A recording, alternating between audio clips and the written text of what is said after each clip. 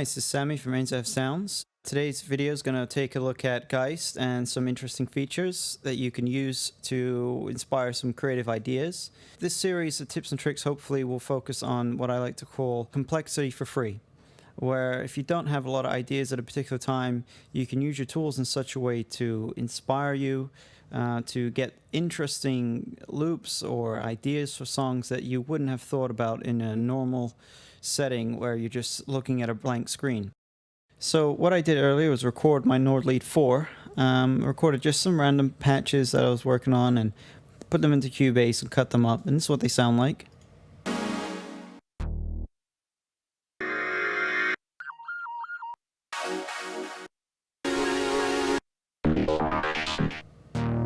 Okay, so that's those there, and if you go into your pad and layer screen, if you hold Alt,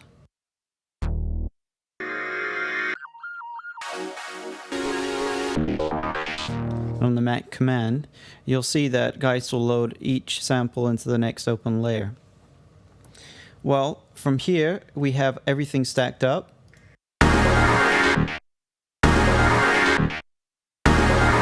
And that's already pretty cool. And the neat thing about layers is you have all of these effects available for each individual layer. So I could be putting EQs and filters on each one, compression and so on. And I could really, with some panning and volume leveling, I could really get some interesting layers by using the stacking feature. So that could be really neat, but I'm not going to go that route right now. I want to set up part of a polyrhythm. Polyrhythm is when you have more than one pattern and they're different lengths and they loop independently from one another. So you have your kick, your snare, you kick, your snare, or clap. You can also have a different pattern that is independent and loops independently of your normal, 4 beats. And I'll show you a little bit how that works in Geist. And it's quite a lot easier to understand if I just demonstrate it. So I'll show you what this will sound like right now.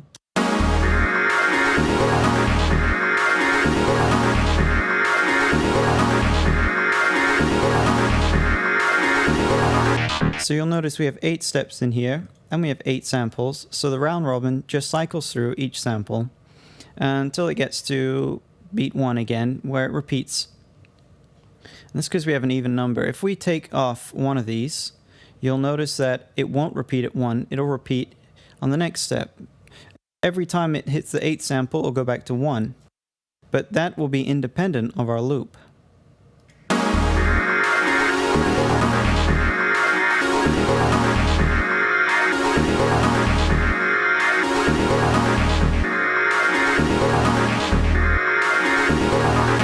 So that's kind of cool already, and what we can do to further enhance the actual sound we're getting is if we click on the layers button here, that will assign all of my changes to all of the layers in the pad.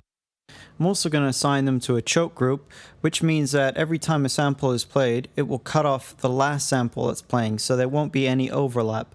Essentially, it'll make it like a monophonic patch.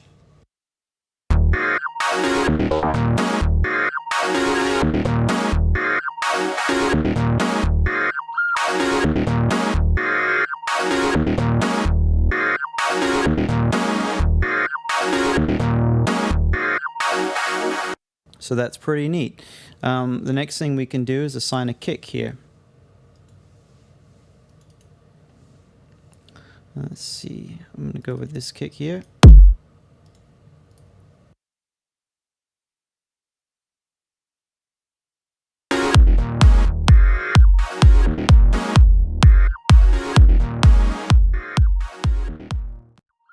So after assigning that kick, you get an idea for how the loop is working. But the interesting thing is you can also assign the kick to a choke group, the same one, in fact. So if I take these off the downbeat where the kick is and just move them about, you'll get an interesting effect similar to sidechaining where the kick will mute whatever sample is playing.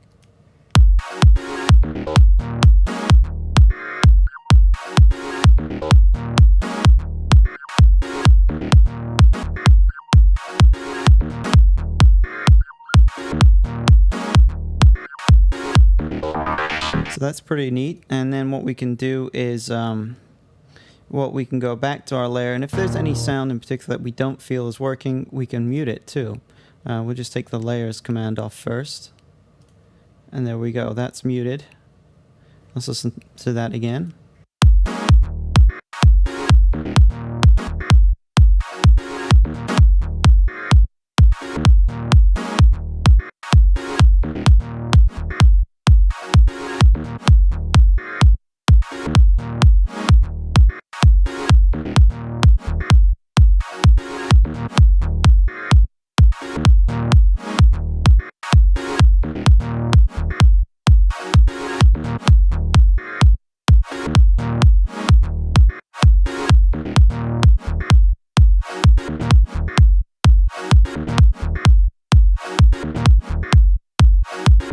So we can get some pretty interesting rhythms going, and we can experiment back and forth between even and uneven triggers so that you can have a loop that repeats, or you can even do it manually here by having the round robin reset.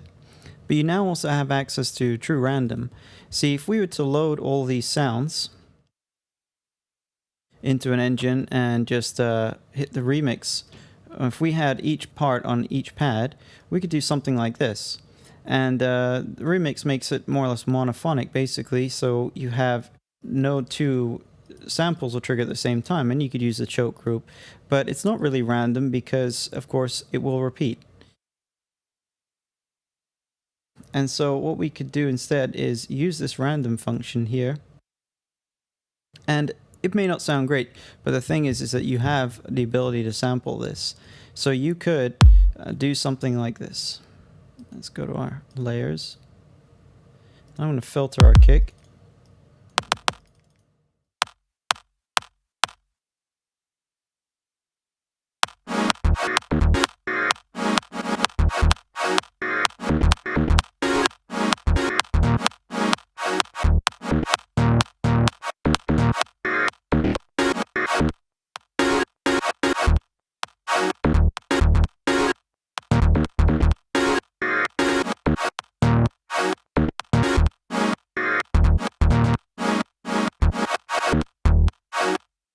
So you could be sampling that right now, and you could get some really interesting loops that way. Of course, another thing we can do is, because we have the ability to manipulate our patch right here, an interesting thing happens. I can, for example, assign pan right here, but it will assign panning to whatever layer is triggered right here. And as you know, using this uneven polyrhythm, that could be any of the layers. So each time it'll loop, you'll get this pan in the same place, but it will be applied to a different sample.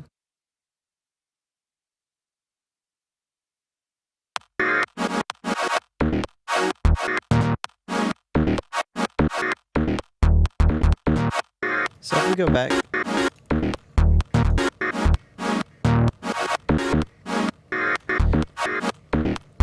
another interesting thing we can do is apply reverse.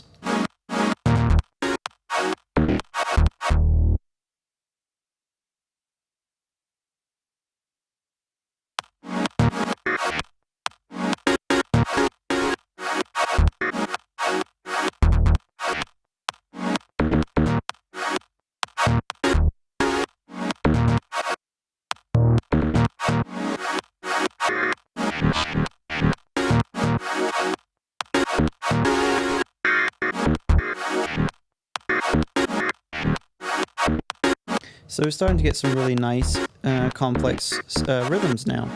And another thing we do is apply send to just one part. And again, it will apply this send to whatever sample is actually triggered at this point, and it'll be different every time.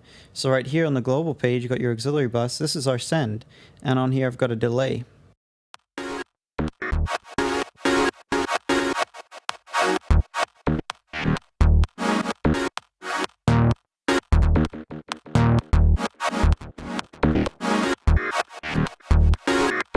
You can also apply shift, which is an offset, and get just some slightly more interesting variation.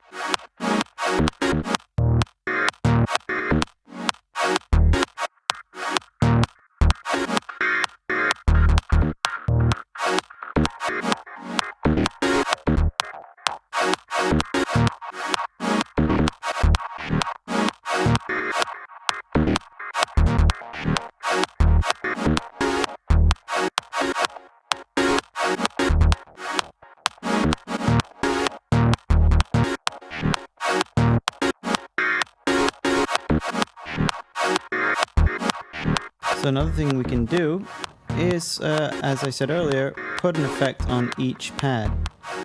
Sorry, on each layer.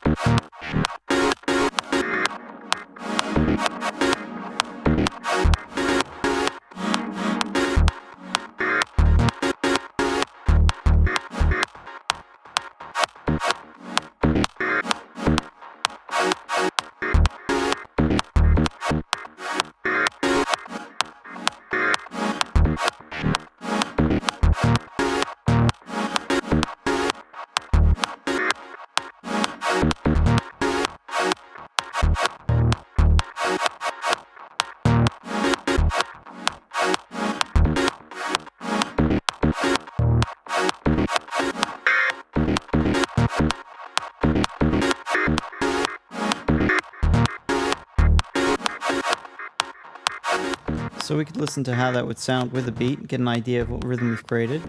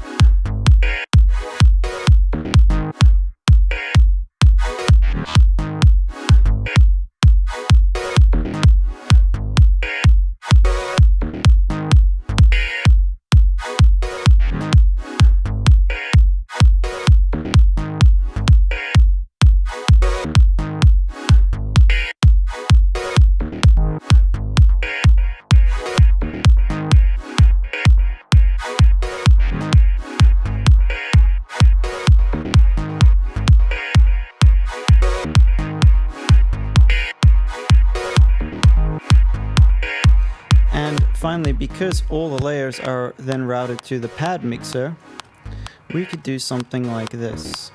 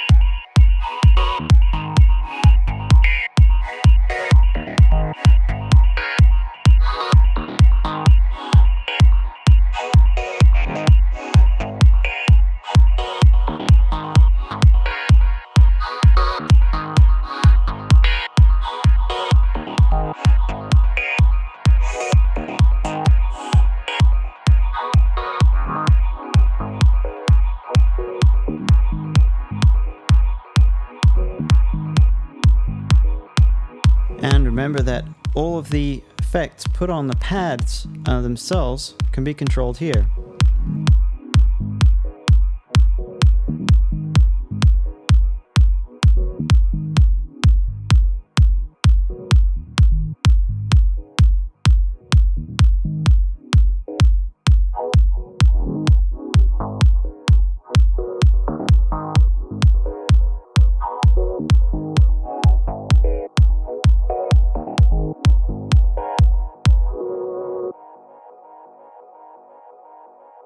There is another feature I'd like to show you. Let's mute all of this. And finally, that is you can select all of these layers and put them in a velocity split. And if you hit auto, it'll assign all of these to velocity for you.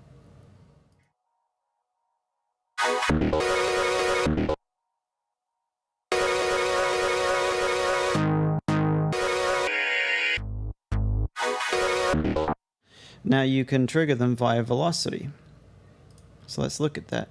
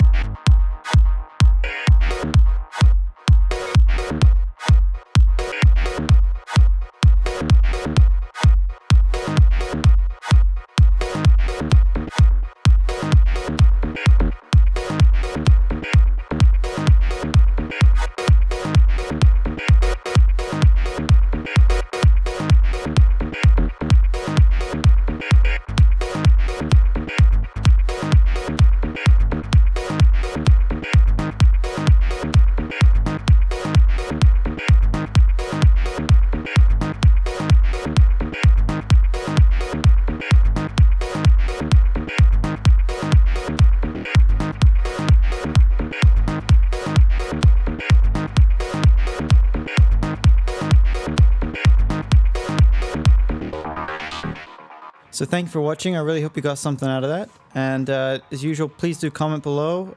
Like the video if you liked it. You can subscribe to my YouTube channel to follow what videos I put out. Also, you can follow me on Facebook. The link will be below. And of course, please do visit my website. It's www.enzosounds.com. The link will be below in the description again. Take a look over there at my sound banks. I've got a lot of stuff for many synths, and in fact I've actually got a sale on right now which runs till about the 15th of August. So thank you very much.